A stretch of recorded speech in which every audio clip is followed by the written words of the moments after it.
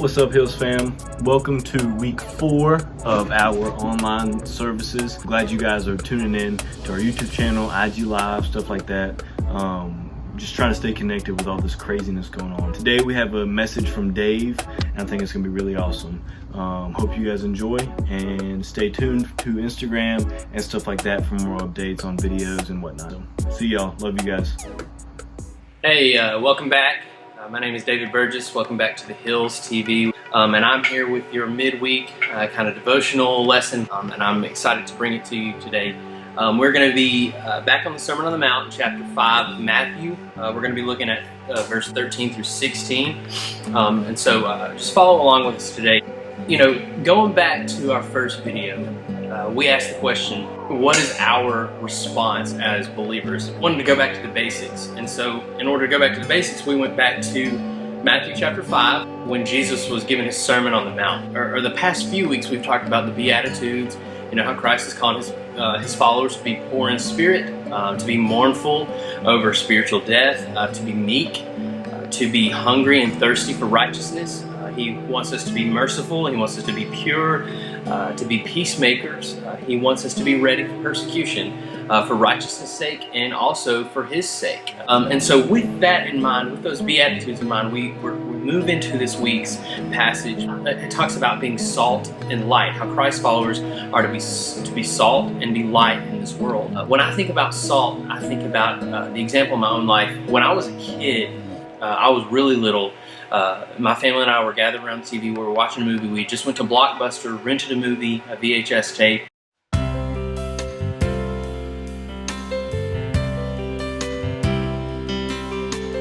Brought it back and popped it in the VCR and started watching this movie. Well, I don't remember anything about this movie except this one scene. This guy falls into a pit of salt.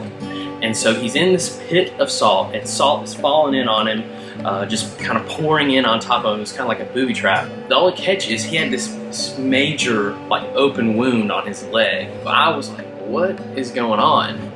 And so I watched this movie, and I watched Salt getting into this wound, and he is like freaking out. He's writhing in pain. He's screaming. He's suffering.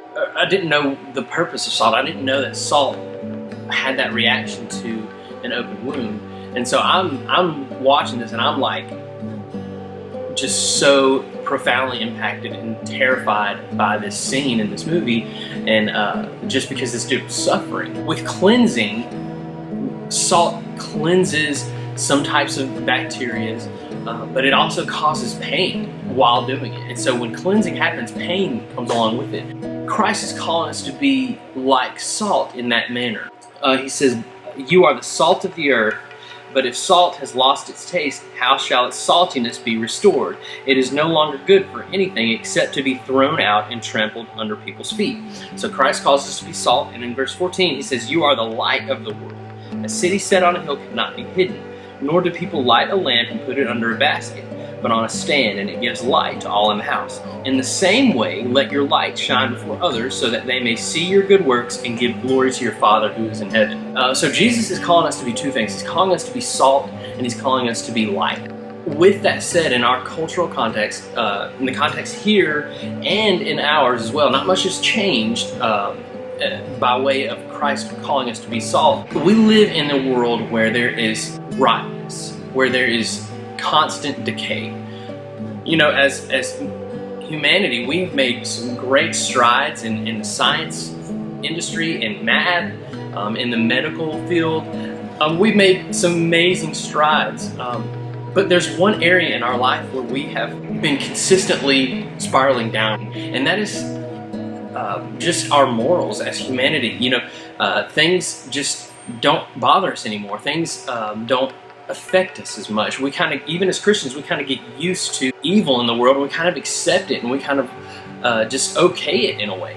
But Christ is calling us to be salt, and He's calling us, just like that movie that I saw, that the salt went into the wound and started cleansing bacteria in the wound, and it hurt.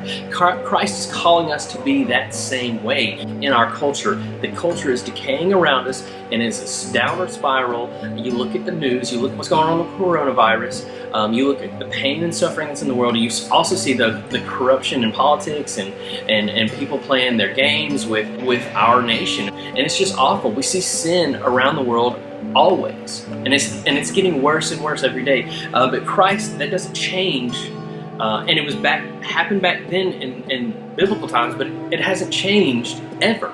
The message is still the same, that we as Christ followers, if we've signed up to be salt, to be a cleansing agent in this world, to go out in the world, to give it flavor, and even when it hurts, even when there's pain involved, with cleansing, there's pain. People are not going to like it. People are not going to accept it. People are going to be angry at our message. But our salty message is to the message of the gospel, and then it affects other people around us. If we are faithful to be salt in this world, Jesus will be faithful to use us to cleanse the world around us. And in that manner, that is the way Christ is calling us to be salt, is to be cleansers of the culture around us. The end goal is so great because people begin to respond by faith. They see the way we live our lives, hear the gospel message that comes out of our mouths, and they respond by faith. Not everybody's going to accept this message, but there are people that are going to follow Jesus on account of us being salty in this world. And also, it's the same thing with light. Just like our culture is in a state of decay, our culture is in a state of darkness. And darkness represents evil, and goodness is represented by light. And so Christ is calling us not only to be salt, but He's calling us to be light. And when we shine our light that's reflecting from Jesus, see, we take in light from Jesus and we reflect it out into the world, that's when the darkness goes away, is when Christ's light shines forth. And that in that manner, Christ is still calling us to be light, pointing back to Jesus, the message of the gospel, how He willingly gave His life to rescue us, to reconcile us back to God. He laid His life down, was crucified, He was killed, He was buried, and He rose from the dead. And so in that like manner, Christ is calling us to die to ourselves, to die to our sinfulness, and to be salt, to be the flavor of this world, to preserve goodness and righteousness, and to bring about a cleansing in our culture. You can do that. If you are a Christ follower, if you place your faith in Jesus, you have the power to be salt in His light in this world. And the same thing with light. You have that gospel power in you to be light. So that's the challenge for this week. It's short, simple, is to go out into this world and to be salt and to be light. And at the end, in verse 16, this is what it says: "In the same way, let your light shine before others, so that they may see your good works and give glory to your Father who is in heaven." So the ultimate goal is that other people would come to faith in Jesus by looking at your life and then turning to Jesus, trusting Him, and giving glory to the Father. So go out into the world carefully, at a safe distance with your family. I know that looks weird right now because we're not supposed to go out, but wherever you are, it doesn't necessarily mean go out to the supermarket or go out to the world. Right now, it's with your family.